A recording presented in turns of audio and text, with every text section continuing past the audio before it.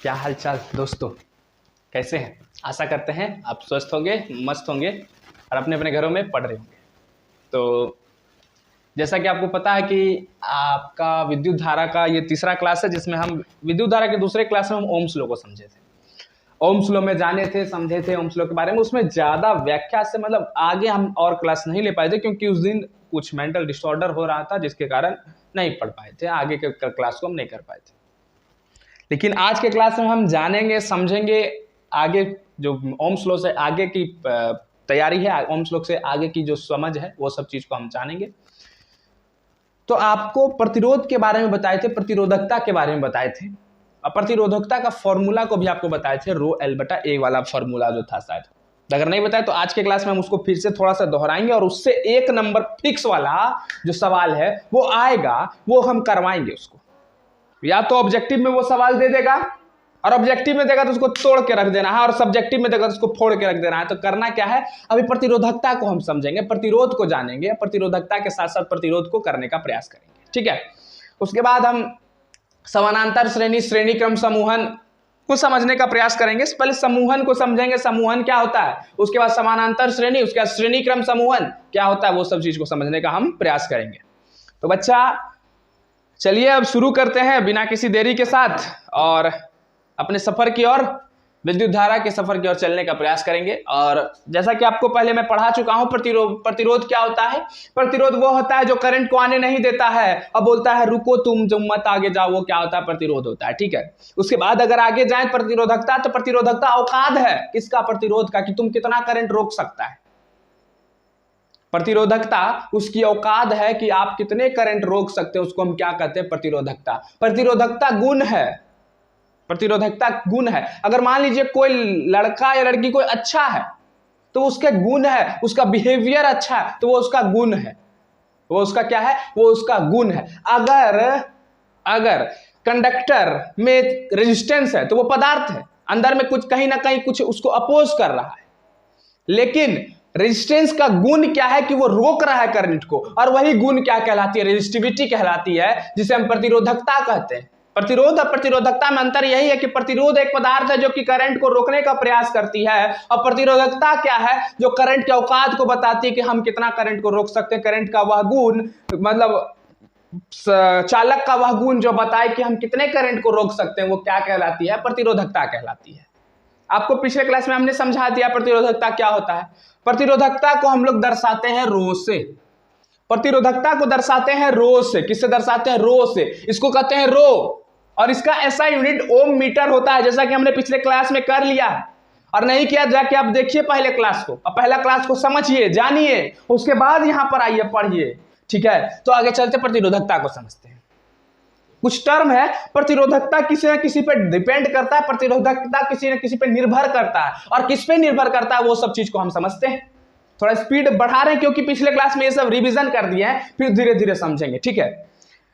तो प्रतिरोधकता क्या है, प्रतिरोधकता सबसे पहले डिपेंड करता है लंबाई के ऊपर, बशर्ते एक शर्त है कि उसके ऊपर टेम्परेचर का कोई प्रभाव नहीं पड़ना चाहिए। मतलब टेम्परेचर कहने का मतलब क्या हुआ, टेम्परेचर कहने का मतलब यह हुआ कि हीट का, ताप का कोई प्रभाव ना पड़ना चाहिए। ताप का प्रभाव पड़ने से क्या होगा, मान लीजिए आपके पास कोई चालक है, आपके पास कोई चालक है और आप उसको धूप में लेके चले गए, कड़कड़ाती हुई धूप है, जैसे अभी चल रही है गर्मी की मौसम, जो गर्मी का मौसम अभी चल रहा है, वो गर्मी के मौसम में आप उसको लेकर चले गए हैं। जस्ट सपोज अगर उसमें से करंट फ्लो होगा, हो सकता है रेजिस्टेंस उसमें बढ़ जाए, हो सकता है रेजिस्टेंस उसमें घट जाए, हो सकता है तार जल जाए। तो इसका मतलब हम एक नियतांक टेम्परेचर पे, नियतांक ताप पे रखेंगे किसी भी चालक को, और उसके बाद नापेंगे। नियतांक ताप पे इसलिए रखते हैं ताकि रेजिस्टेंस, प्रतिरोध में ना तो बढ़ोतरी हो, प्रतिरोध में ना तो घटे, प्रतिरोध ना तो बढ़े, प्रतिरोध ना तो घटे, इसलिए हम नियतांक रखते हैं। क्या रखते हैं,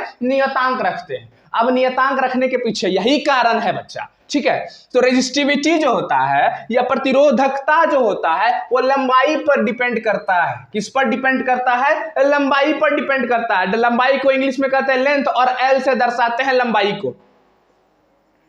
तो प्रतिरोधकता जो है लंबाई पर डिपेंड करता तो है, लेकिन कहने का मतलब क्या हुआ, यह होता है समानुपात का नियम। क्या, समानुपात। मतलब क्या हुआ, अगर आप ऊंचाई पर जा रहे हैं तो आपके साथ जैसे मान लीजिए आप लद्दाख गए तो ऊंचाई पर चढ़ रहे हैं, तो जैसे जैसे आप ऊंचाई पर चढ़िएगा वातावरण जो है ठंडा होते जाएगा।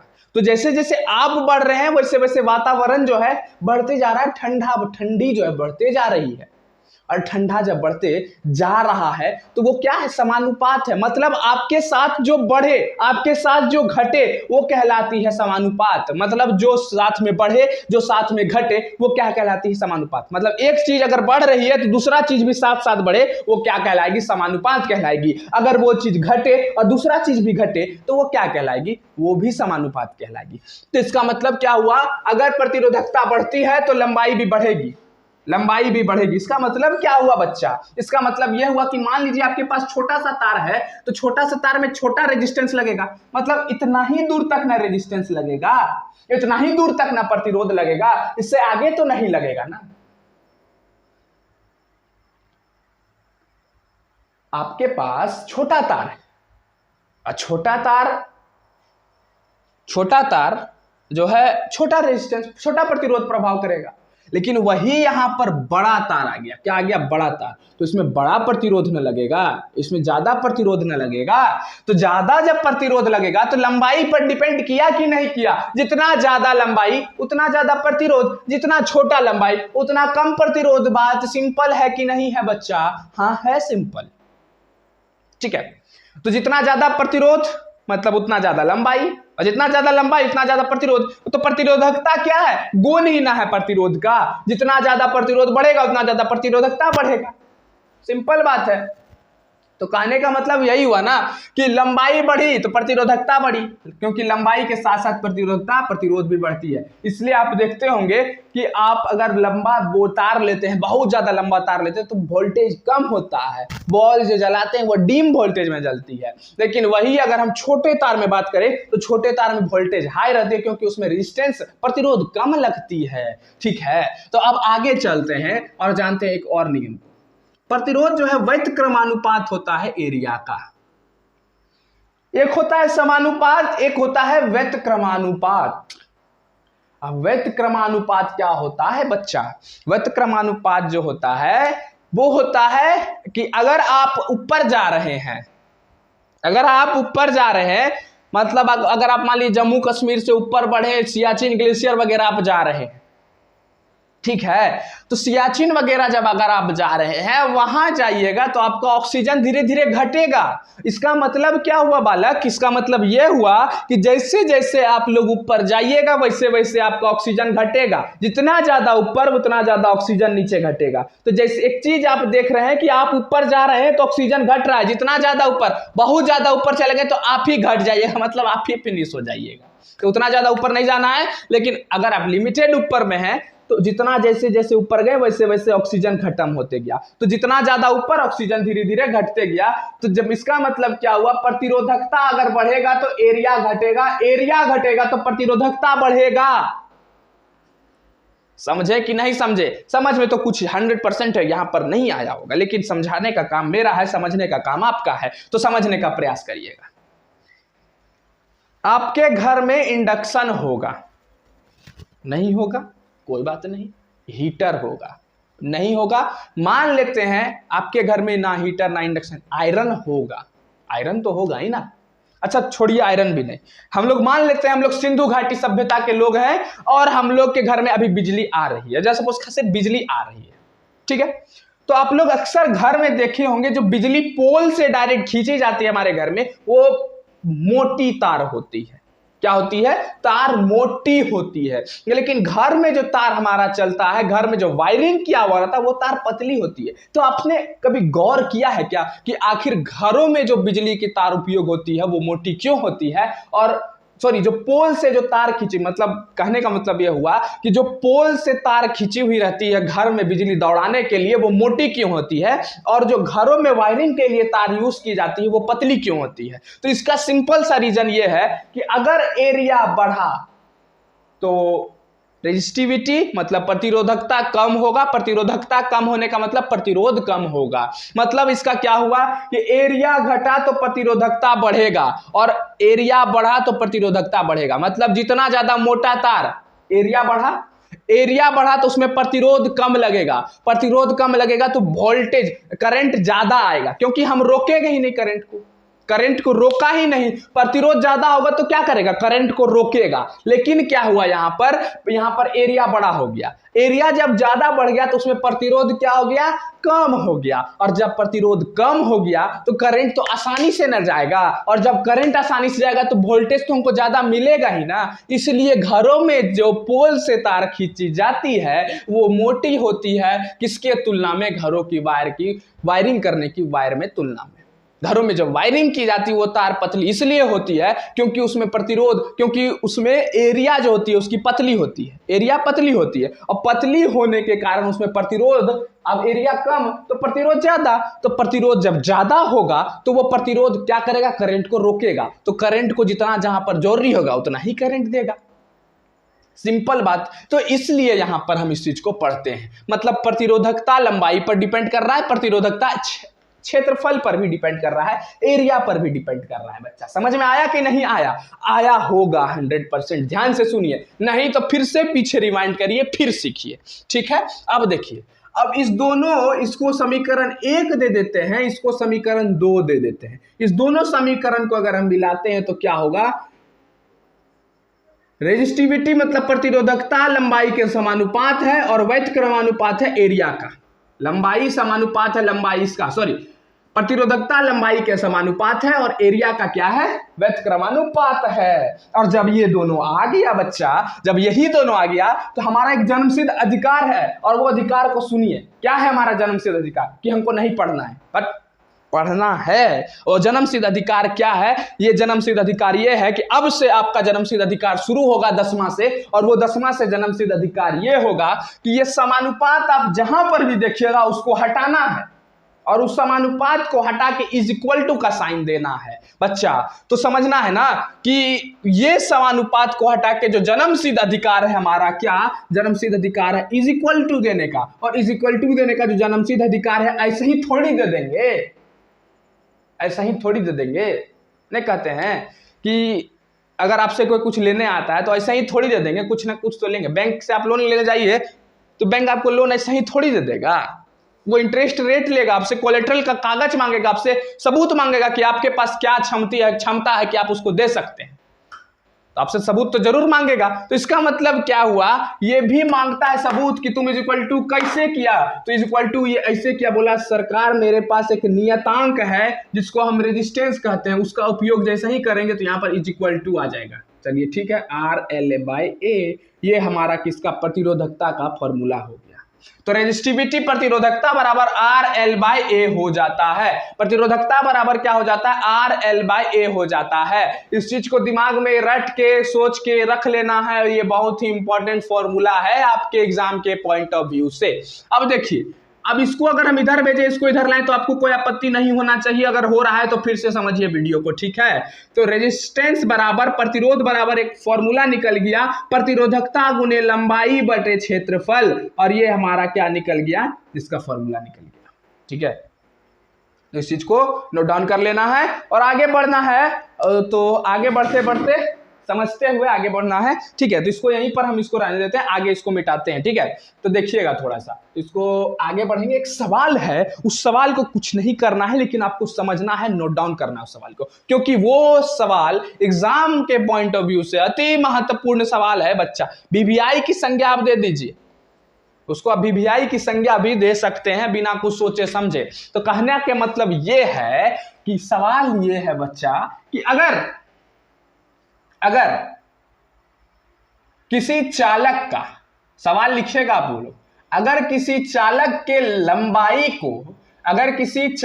लंबाई को 8 गुना बढ़ा दिया जाए, कितना, 8 गुना बढ़ा दिया जाए। सवाल लिखिएगा, अगर किसी चालक के लंबाई को 8 गुना बढ़ा दिया जाए तथा उसके क्षेत्रफल को 4 गुना बढ़ा दिया जाए, क्षेत्रफल को कितना, 4 गुना ज्यादा बढ़ा दिया जाए, तो नया प्रतिरोध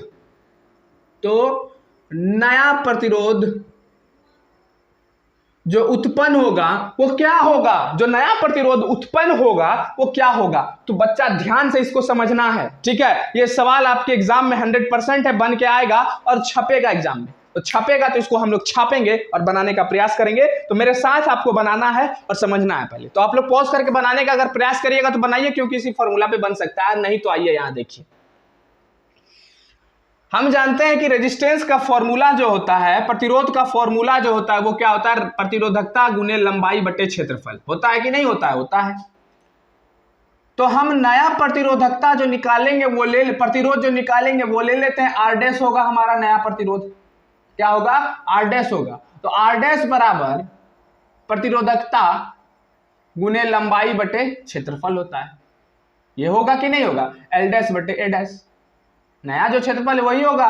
तो इसका मतलब क्या हुआ कि वो जो पुराना लंबाई है उसके 8 गुना है। तो आर डैश बराबर क्या होगा? प्रतिरोधकता 8L। 8L कहने का मतलब पुरानका लंबाई से 8 गुना ज्यादा बड़ा है कि नहीं बड़ा है, वही सवाल दिया हुआ है। दूसरा अगर बात करें तो एरिया क्षेत्रफल कितना है? क्षेत्रफल 4 गुना ज्यादा बड़ा है। तो यहां से इसको काटे तो 4 दूनी 8 हो गया।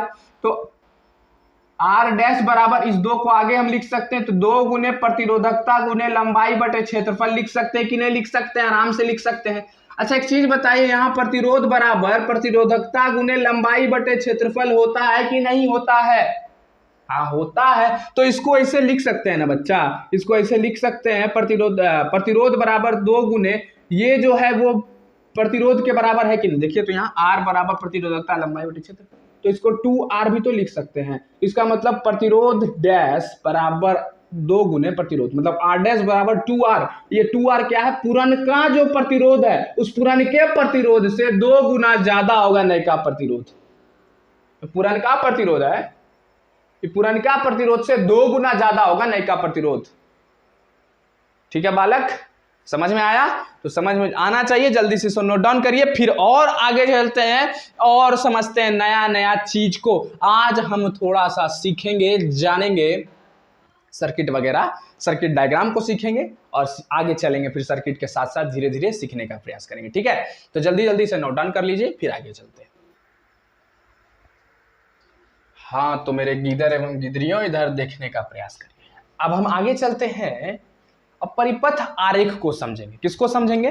परिपथ आरेख को समझने का प्रयास करते हैं। ये परिपथ आरेख क्या चीज है, इस चीज को समझेंगे, क्योंकि परिपथ आरेख ही हमें सिखाएगा कि हम समूहन को कैसे करेंगे। क्या करेंगे? समूहन को कैसे करेंगे। पहले श्रेणी क्रम समूहन, श्रेणी क्रम को समझेंगे, उसके बाद समानांतर, उसके बाद दोनों को समूहन करके समझने का प्रयास करेंगे। तो बच्चा कुछ नहीं है, ठीक है, ठोको खाली समझना है। परिपथ आरेख, क्या? परिपथ आरेख। हंसते खेलते हुए रहो, जिंदगी बहुत ही सही चलेगी, नहीं तो सब कुछ बेकार है। सब कुछ बेकार है, क्योंकि आजकल बच्चा पढ़ाई पढ़ाई पढ़ाई पढ़ाई पढ़ाई, इतना पढ़ाई को ओवरडोज ले लिया है। 10वां में हो के बच्चा अपने आप को समझता है कि हम यूपीएससी का एस्पिरेंट है, हम यूपीएससी का एस्पिरेंट है। दिन भर पढ़ाई पढ़ाई पढ़ाई। अरे यार, पढ़ाई के साथ साथ भी जिंदगी है, बढ़ार भी जिंदगी है। हर एक बच्चा को मैं यही बोलने का प्रयास करता हूं कि पढ़ाई के बाहर भी एक जिंदगी है, थोड़ा सा निकलिए बाहर। आप एक यूपीएससी एस्पिरेंट नहीं है जो आपको 12 घंटा 16 घंटा पढ़ना पड़ेगा। आप अगर मुश्किल से 4 घंटा अपने लिए भी समय निकाल रहे हैं ना, 3 घंटा समय निकाल रहे हैं, तो बहुत है आपके लिए एक अच्छा स्कोर करने के लिए, 90+ स्कोर करने के लिए। क्योंकि सिर्फ किताबी ज्ञान आपको समाज में अस्तित्व नहीं दिलाएगी। आपका अच्छा व्यवहार, आपका अच्छा आचरण, आपका सब कुछ अच्छा होना चाहिए, तभी आपका सब कुछ सही होगा। ये किताबी आचरण जो है, सिर्फ किताबी कीड़ा बनने से आपको सब कुछ नहीं हासिल होने वाला है। किताबी कीड़ा बनने से आपको सिर्फ नंबर मिल सकता है, नंबर के लिए पढ़ रहे हैं तो चलिए ठीक है, लेकिन एक समाज में रहने के लिए अस्तित्व होना चाहिए, लोग आपके बारे में जाने। जब आप कहीं जाइए तो कहीं छाप छोड़ कर जाइए कि भाई मिले थे किसी लड़का से, मिले थे किसी लड़की से, लग रहा था कि हाँ भाई मिले थे। एक अस्तित्व होना चाहिए, एक अंदर से गरिमा वाली फीलिंग आना चाहिए और एटीट्यूड में रहना चाहिए। थोड़ा एटीट्यूड डेवलप करना चाहिए। वो ओवर एटीट्यूड नहीं होना चाहिए कि अगर हम अपने से बड़े के साथ हैं तो हाथ में मोबाइल लेके चमका रहे हैं, आजकल देखिएगा नहीं कि बच्चा लोग बड़ा के सामने गया थोड़ा मोबाइल लेके चमका रहा है, ऐसे वैसे घूम रहा है। अरे नहीं यार, बड़ों के सामने इज्जत से पेश आओ, वो तुमसे बड़ा है, तुमसे एक्सपीरियंस वाला है, कितना भी, चाहे वो पढ़ा लिखा हो चाहे नहीं पढ़ा लिखा हो। जो नहीं पढ़ा लिखा भी हुआ है वो तुमसे एक्सपीरियंस से आगे है। हो सकता है तुम कहीं पर नहीं स्टैंड कर रहे हो सकता है वो कहीं पर सीख रहा होगा, कोई ना कोई अलग फील्ड में है, जानकारी है। तो हर एक का इज्जत देना सीखिए, हर एक से इज्जत लेना भी सीखिए। बच्चों के सामने इज्जत से पेश आइए, बच्चों के साथ अच्छा व्यवहार कीजिए, बड़ों के साथ सम्मान दीजिए, क्योंकि बच्चा में थोड़ा क्वालिटी होना चाहिए। आज के बच्चे में ये सब चीज़ खत्म होते जा रहा है, आचरण, सहिष्णुता, सलीलता, ये सब चीज़ खत्म होते जा रही है, क्योंकि इस सब के पीछे आज सबसे बड़ा हाथ है तो किसी का वो सोशल मीडिया का हाथ है। आज इतना एटीट्यूड भरा सब चीज़ दिखाएगा। आज मतलब इस पिछले संडे को मैं देख रहा था, आपको बताता हूँ थोड़ा कहानी। पिछले संडे को मैं रील देख रहा था, रील देखते हुए देख रहा था, एक बंदा आया, उसका दोस्त एक लपड़ किसी को मार, मतलब एक बंदा आया और उसको जो है आके मारा, एक बंदा आया उसको आके मारा, मतलब उसका गाड़ी उसमें शायद टच हो गया था, स्कूटी वगैरह था, और दूसरा बंदा उधर से आया वो भी मारा उसको, फिर लड़ाई हो, उसका दोस्त आके पड़ाक सीने से मारा। अरे भाई क्या दिखा रहे हो यंगस्टर को, क्या दिखा रहे हो? कुछ दिखाना है तो देश प्रेम के प्रति दिखाओ ना, कुछ दिखाना है तो शहीदों के प्रति कुछ दिखाओ ना यार। ये सब क्या एटीट्यूड भरी कहानी बता रही हो, सब कुछ काम आता है जिंदगी में? आज का युवा इसी में बर्बाद हो रहा है, एटीट्यूड में रहेगा। कोई अगर कुछ थोड़ा सा भी बोल दिया तो हंसने की क्षमता नहीं है, हंस के टालने की क्षमता नहीं है उसमें। जिस दिन आप हंस के टालने की क्षमता रख लेंगे उस दिन विकास करना सीख जाएगा, दूसरों के बोली को नजरअंदाज करना सीख जाइएगा, उस दिन आगे चलना सीख जाइएगा। तो बोली को नजरअंदाज करना सीखिए, लोग क्या बोल रहा है उसमें मायने नहीं रखना, हमको अपना कर्तव्य पथ पर चलना है, जिंदगी को एंजॉय करते हुए चलना है, एक एक सेकंड को एंजॉय करना है, एक एक लाइफ को पढ़ना है, जितना पढ़ना है उतना लाइफ को एंजॉय करना है, इंपॉर्टेंस देना है। एंजॉय कैसे करना है? कुछ कर रहे हैं, अपना हॉबी है वो कर रहे हैं, नहीं कुछ मन लग रहा है तो कुछ ना कुछ जरूर करें। अब मोबाइल एक ऐसा टूल है कि आपको अच्छा भी है खराब भी है, और आज का सोशल मीडिया को मैं इसलिए थोड़ा सा बाइकआउट करने के पक्ष में हूं क्योंकि ये हमें बर्बाद करने का पीछे नहीं। मैं ऐसा नहीं बोल रहा हूं कि आप लोग चलाना छोड़ दीजिए सोशल मीडिया, क्योंकि आज का लत जो ऐसा छूट नहीं सकता है, लेकिन धीरे धीरे प्रयास करिए, 1-2 दिन गैप दे दीजिए, अगले दिन चलाएंगे। एक दिन आपके अंदर इतना क्षमता अभी विकास नहीं हो रहा है। आप पढ़ाई की बात करते हैं, आप लोग पढ़ाई की बात करते हैं, आपसे पढ़ाई कभी हो नहीं सकता, ये हमसे लिखवा लीजिए। आप एक दिन इंस्टाग्राम सोशल मीडिया के बिना रह नहीं सकते, एक दिन सोशल मीडिया के बिना आप रह नहीं सकते, और आप बोलते हैं पढ़ाई होगा हमसे, नहीं हो सकता है पढ़ाई। जिस दिन ये दिमाग विकास होगा कि हमको एक दिन सोशल मीडिया के बिना रह जाना है। आज के डेट में व्रत जो होता है वो हाई रेटेड है, लोग बोलते हैं हम आज मंगल का व्रत किया, शनिचर। आज के डेट में व्रत होना चाहिए क्या? आज के डेट में व्रत ये होना चाहिए कि हम सोशल मीडिया एक दिन नहीं चलाएंगे। आज के डेट में ये होना चाहिए कि हम आज कुछ भी सोशल मीडिया का उपयोग नहीं करेंगे। आज व्हाट्सएप तो मान लीजिए छोटा सा चीज है, वो उसके बिना आज के डेट नहीं चल सकता है, ठीक है। बशर्ते बाकी बात जो चीज, अगर आप इंस्टा वगैरह की बात करें तो आप रील देखने जाइए 5-10 मिनट, तो आपका 1 घंटा 2 घंटा 3 घंटा बर्बाद कर देगा। तो आज थोड़ा सा पढ़ाई में मन तभी लगेगा जब आप एक पक्ष में आपके दिमाग को पढ़ाई में लगाइएगा। आप ये विकास नहीं कर पा रहे हैं कि हम, आपके दिमाग में इतना क्षमता, आपका इतना औकात नहीं है कि आप एक दिन बिना सोशल मीडिया के नहीं रह सकते। तो आप पढ़ाई की बात करते हैं, कभी नहीं होगा आपसे, 100% से लिखवा लीजिए। तो ठेठ भाषा थोड़ा कर रहे तो उसके लिए मैं क्षमा चाहता हूं, लेकिन जो था सच निकल जाता है कभी कभी। लेकिन आप परिपथ आरेख के ऊपर चलते हैं, परिपथ आरेख को समझने का प्रयास करते हैं बच्चा। देख, परिपथ आरेख जो होता है ना, परिपथ आरेख कुछ नहीं है, एक चित्र के माध्यम से हम किसी चीज को दर्शाते हैं। जैसे मैंने आपको शुरू में ही बताया था, प्रतिरोध को हम इस प्रकार से दर्शाते हैं, प्रतिरोध को इस प्रकार से कुछ दर्शाते हैं। तो परिपथ आरेख का मतलब क्या होता है? वह आरेख जिसके जरिए हम किसी भी चित्र के, जिसके जरिए हम किसी भी परिपथ में यह दर्शा सके कि वो चित्र हमें क्या बता रहा है, वो परिपथ आरेख है। मतलब क्या हुआ? अगर परिपथ में बल्ब लगा हुआ है, अगर आपको सर्किट दिखाना, एक परिपथ दिखाना, परिपथ होता क्या है? परिपथ का मतलब यह होता है वह आरेख जिसके थ्रू करंट पास हो, वो क्या कहलाती है? वह परिपथ कहलाती है। परिपथ का मतलब इस प्रकार से कुछ ऐसे रहता है, ठीक है। ये क्या है? एक परिपथ, ये बंद परिपथ, ये कहीं से खुली हुई नहीं है। परिपथ का मतलब होता है जिसके थ्रू करंट पास हो सके। आप करंट कैसे पास होगा? इसमें बैटरी लगा देंगे, इसमें क्या लगा देंगे? बैटरी लगा देंगे, ये प्लस ये माइनस, तो यहां से करंट फ्लो होगा, करंट फ्लो के प्लस से माइनस की ओर चला जाएगा। तो परिपथ क्या होता है? परिपथ ये होता है जिससे करंट फ्लो हो सके। यहां से देखिए घुस गया, मतलब यहां से निकली सा सू घुस गया, करंट यहां से निकला, यहां से गया, यहां से घुस गया। तो इसका मतलब जिसके जरिए करंट घूमे किसी भी तार में, वो क्या कहलाती है? परिपथ कहलाती है। क्या कहलाती है? परिपथ कहलाती है। अभी आपके सामने वायरिंग क्या होगा? या तार होगा। तो आप देखेंगे आपके बोर्ड से जो बल्ब तक तार गया होगा वो क्या कहलाता है? तो तार वहां से वहां तक क्या है? वो परिपथ है। परिपथ का मतलब जहां से एंड तक जहां पर विद्युत धारा की प्रवाह हो रही है वो क्या कहलाती है? परिपथ कहलाती है। तो ये क्या है? परिपथ है। और परिपथ आरेख क्या होता है? जिस चित्र के जरिए हम दिखाएं कि इस परिपथ में क्या क्या ऑब्जेक्ट लगा हुआ है, क्या क्या वस्तु लगा हुआ है, वो क्या कहलाती है? परिपथ आरेख कहलाती है। वो क्या कहलाती है? परिपथ आरेख कहलाती है बच्चा। तो कोई बड़ा चीज नहीं है, तो हमें मौज करना है, तो आगे सीखना है। परिपथ आरेख को हम अगर लिखने आपको बोले तो आप लोग थोड़ा सी कॉपी में परिपथ आरेख को जरूर लिख लीजिएगा, लेकिन वैसे परिपथ आरेख लिखने आता नहीं है, ठीक है? आपको मैं बता दूं थोड़ा सा, परिपथ आरेख लिखने नहीं आता है। तो जिस चित्र के माध्यम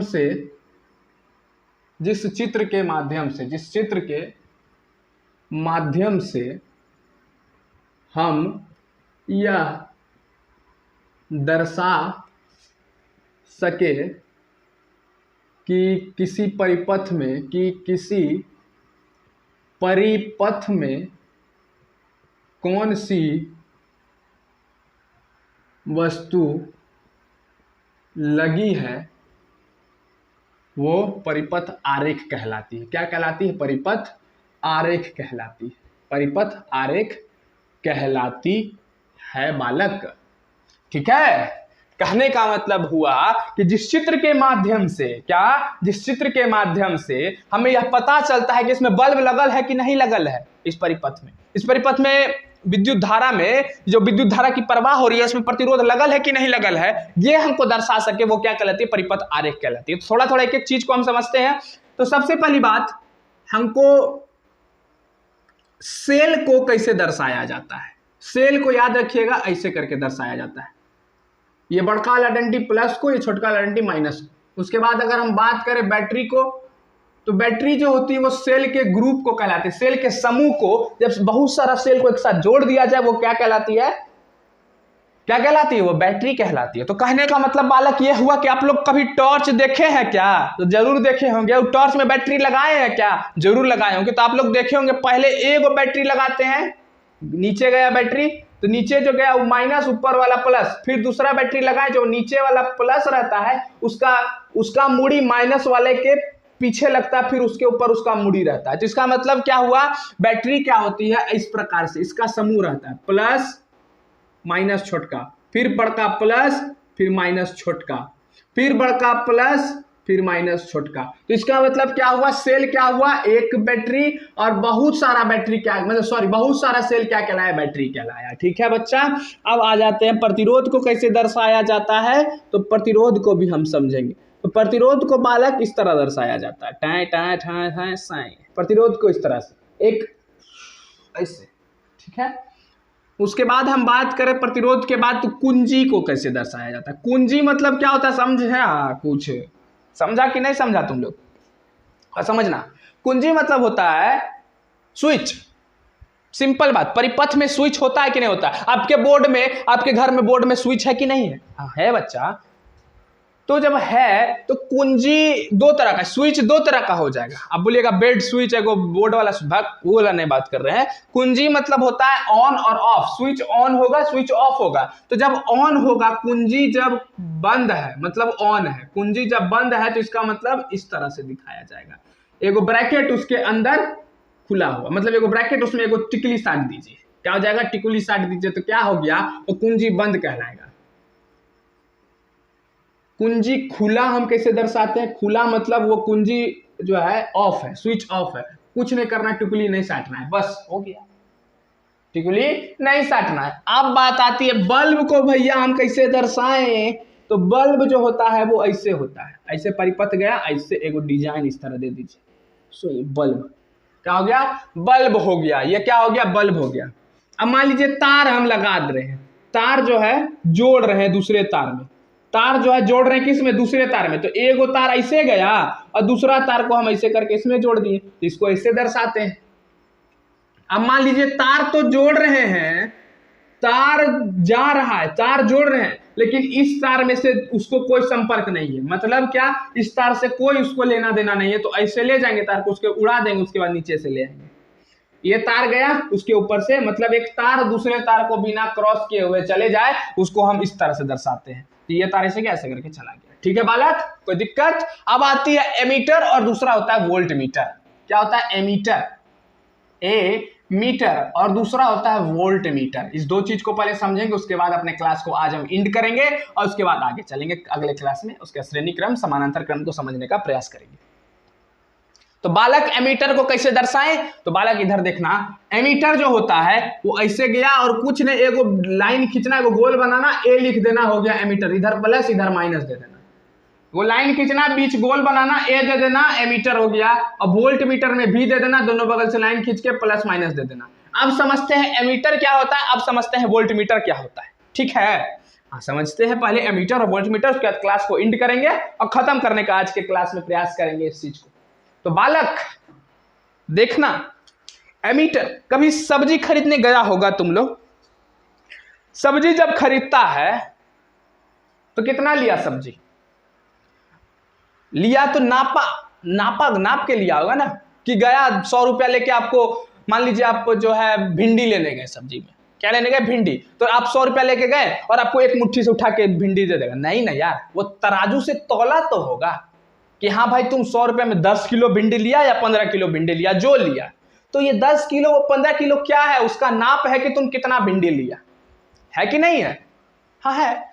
तो भैया एमीटर भी तो वही है कि तुम्हारे तार में से कितना करंट गया वो कौन नापेगा, एमीटर नापेगा। हम लोग कैसे जानेंगे भाई कि हमारे तार में से कितना करंट गया, तो उसको नापने के लिए हम किसका प्रयोग करते हैं, एमीटर का प्रयोग करते हैं। तो एमीटर क्या है, एमीटर वह वस्तु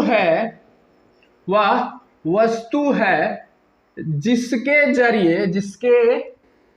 जरिए हम विद्युत धारा को किसी परिपथ में मापते हैं, विद्युत धारा को किसी परिपथ में मापते हैं। क्या करते हैं, मापते हैं। ठीक है, ये किस प्रकार लगाया जाता है, श्रेणी में लगाया जाता है, समानांतर में लगाया जाता है, इस सबको आगे समझेंगे। हमारा किताब पहले ही दे दिया है सब कुछ, यही ना गलती किया है बालक, पहले ही दे दिया सब। अब बच्चा समझ भी नहीं कर रहा है श्रेणी क्या है, समानांतर क्या है, अब पहले ही एमीटर दे दिया श्रेणी में है, पहले ही दे दिया समानांतर में। अरे बाप रे बाप, कैसे बनाया हो भाई, बनाने वाला तो हमसे होशियार ही होगा लेकिन अब क्या कर सकते हैं। ठीक है, तो एमीटर वह वस्तु है जिसके जरिए हम विद्युत धारा को किसी परिपथ में मापते हैं। विद्युत धारा को नापने के लिए हम किसका प्रयोग करते हैं, मीटर को नापते हैं। अब वोल्ट मीटर नामे सुन के लग रहा होगा, जिससे हम वोल्टेज को नाप लेते हैं ना, वो क्या कहलाती है, वोल्ट मीटर नाम होती है। तो वह वस्तु जिसके जरिए हम विभवांतर को नापते हैं। वाह, ये मजा आ गया सब निकाल के। विभवांतर को मापते हैं, वह वोल्ट मीटर है। क्या है, वोल्ट मीटर है बालक। तो समझ में आया क्या, जिसको वोल्टेज नापते हैं वो वोल्ट मीटर, जिससे हम करंट को नापते हैं वो एमीटर। बालक खत्म तुम्हारा यहाँ तक, और आज के लिए यहीं रखते हैं। ठीक है, ज्यादा लंबा खींचने से कोई फायदा है नहीं, जितना आपको समझ में आएगा बहुत हो गया। 30-31 मिनट 32 मिनट का क्लास भी हो गया बालक, तो इतना ठीक है, सफिशिएंट है ऑनलाइन क्लास के लिए, क्योंकि ऑनलाइन में आपका दिमाग इधर उधर, अभी व्हाट्सएप पे कोई नोटिफिकेशन टू से आया होगा, टू से आप देख लिए होंगे, तो इसका मतलब क्या है, आपका दिमाग एक जगह नहीं है, और नहीं है तो हम समझ रहे हैं ना बालक। ठीक है, कोई बात नहीं, 30-35 मिनट बढ़िया क्लास करिए, समझने का प्रयास करिए, गारंटी है समझाने का। इस समझने वाला चाहिए, झुकती है दुनिया, बस झुकाने वाला चाहिए रे, समझा रहे। तो चलो ठीक है, पढ़ते रहो, बढ़िया से खेलते रहो, कूदते रहो, पढ़ाई के साथ साथ सब कुछ करते रहो। चलिए धन्यवाद, आज के लिए हम इतना ही रखते हैं। आशा करते हैं आज का क्लास आपको समझ में आया होगा। तब तक के लिए धन्यवाद, जय हिंद।